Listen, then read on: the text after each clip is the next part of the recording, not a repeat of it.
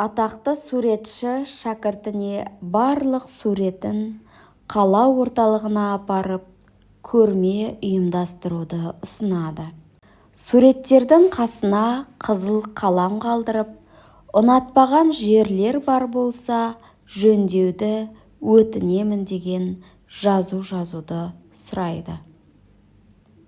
Бірнеше күн өтіп, шәкірт суреттерін көруге барса, суреттердің шимайланып тасталғанын көріп қапаланады.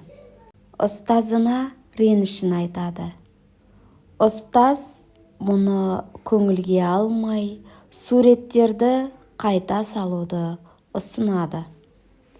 Шәкірт суреттерді қайтадан салып, бұл жолы суреттердің қасына түрлі түсті бояуларды және өткендегідей жазу қалдырады.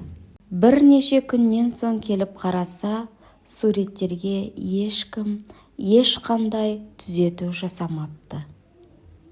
Оқушы қуанып, ұстазына барды. Ұстаз күлімдеп былай дейді: бірінші көрмеде суреттеріңді түзетуге мүмкіндік бергеніңде, өмірінде бір ретте сурет салмаған адамның өзі әйтеуір сын болсын деп шимайлап кетті. Екіншісінде адамдардан шығармашылық талап еттің.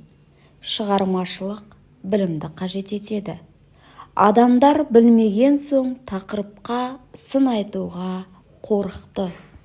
Жасаған жұмысыңның қайтарымын жұмысты түсінбейтін адамдардан ешқашанда ала алмайсың депті.